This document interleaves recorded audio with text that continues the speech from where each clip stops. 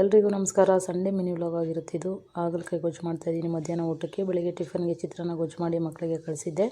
ಈಗ ನಮ್ಮನೆಯವ್ರು ಬರ್ತಾ ಇದ್ದಾರೆ ಅಂದ್ಬಿಟ್ಟು ಹಾಗಲಕಾಯಿ ಗೊಜ್ಜು ಮಾಡಿ ರೈಸ್ ಮಾಡ್ತಾಯಿದ್ದೀನಿ. ಮೊದಲನೇದಾಗಿ ಹಾಗಲಕಾಯಿ ಚೆನ್ನಾಗಿ ತೊಳ್ಕೊಂಡು ನೀಟಾಗಿ ಹಚ್ಕೊಳ್ಬೇಕಾಗುತ್ತೆ. ಆಮೇಲೆ ಅದಕ್ಕೆ ಸ್ವಲ್ಪ ಉಪ್ಪು, ನೀರು, ಎಣ್ಣೆ ಹಾಕಿ ಚೆನ್ನಾಗಿ ಬೇಯೋದಕ್ಕೆ ಇಡಬೇಕು. ಅದು ಬೇಯೋಷ್ಟರಲ್ಲಿ ಈ ಕಡೆ ಖಾರಕ್ಕೆ ರೆಡಿ ಮಾಡ್ಕೊಳ್ಬೇಕು. ಒಂದು 5-6 ಎಲೆ ಬೆಳ್ಳುಳ್ಳಿ, ಇದಕ್ಕೆ ಬೆಳ್ಳುಳ್ಳಿ ಆಪ್ಷನಲ್ಲು. ಮತ್ತು ಒಂದು ಮೀಡಿಯಮ್ ಸೈಜ್ ಈರುಳ್ಳಿ, 2 ಈರುಳ್ಳಿ ಹಾಕ್ತಾಯಿದ್ದೀನಿ. ಚೆನ್ನಾಗಿ ಕಟ್ ಮಾಡಿ ಇಟ್ಕೊತೀನಿ ತೊಳೆದ್ಬಿಟ್ಟು ನೀಟಾಗಿ. ಅದ್ರ ಜೊತೆ ಕೊತ್ತಂಬರಿ ಸೊಪ್ಪು ಕೂಡ ಆಪ್ಷನಲ್ಲು, ಮೆಣಸಿನ್ಕಾಯಿ ಕೂಡ ಆಪ್ಷನಲ್ಲು. ನಾನು ಟೇಸ್ಟಿಗಿರಲಿ ಅಂತ ಅಂದ್ಬಿಟ್ಟು ಹಾಕ್ತಾಯಿದ್ದೀನಿ. ಇವಾಗ ತೆಂಗಿನಕಾಯಿ, ಚಿಲ್ಲಿ ಪೌಡ್ರು, 2 ಮೆಣಸಿನ್ಕಾಯಿ ಮತ್ತು ಸ್ವಲ್ಪ ಕೊತ್ತಂಬರಿ, ಧನಿಯಾ ಪೌಡ್ರು, ಸ್ವಲ್ಪ ಹುಣಸೆಹಣ್ಣು, ಟೊಮೊಟೊ ಹಾಕಿ ಚೆನ್ನಾಗಿ ರುಬ್ಕೊಂಬರ್ಬೇಕು. ಒಗ್ಗರಣೆಗೆ ಗ್ಯಾಸ್ ಹಚ್ಚಿ ಬಾಣಲಿ ಇಟ್ಕೊಂಡು ಎಣ್ಣೆ, ಸಾಸಿವೆ, ಈರುಳ್ಳಿ ಮತ್ತು ಹಚ್ಚಿಟ್ಕೊಂಡಿರೋ ಟೊಮೊಟೊ ಹಾಕಿ ಚೆನ್ನಾಗಿ ಫ್ರೈ ಮಾಡ್ಕೊಳ್ಬೇಕು. ಆಮೇಲೆ ಬೇಯಿಸ್ಕೊಂಡಿರೋ ಹಾಗಲಕಾಯಿನ ಹಾಕಿ ಚೆನ್ನಾಗಿ ಫ್ರೈ ಮಾಡಿಕೊಂಡು ಅದಕ್ಕೆ ರುಬ್ಬಿರುವಂಥ ಮಸಾಲೆ ಹಾಕಿ ಚೆನ್ನಾಗಿ ಫ್ರೈ ಮಾಡಿಕೊಂಡು ಕನ್ಸಿಸ್ಟೆನ್ಸಿ ನೋಡಿಕೊಂಡು ನೀರು ಹಾಕ್ಕೊಂಡು ಸ್ವಲ್ಪ ಉಪ್ಪು ಹಾಕಿ ಚೆನ್ನಾಗಿ ಕುದಿಯಕ್ಕೆ ಬಿಡಬೇಕು. ಹಾಗಲಕಾಯಿ ಗೊಜ್ಜು ರೆಡಿನೇ ಆಗೋಗ್ಬಿಡುತ್ತೆ. ಇದಾಗಿತ್ತು ಇವತ್ತಿನ ಮಿನಿ ವ್ಲಾಗ್. ಪೂರ್ತಿ ವಿಡಿಯೋ ಇದೆ, ಚೆಕ್ ಮಾಡಿ.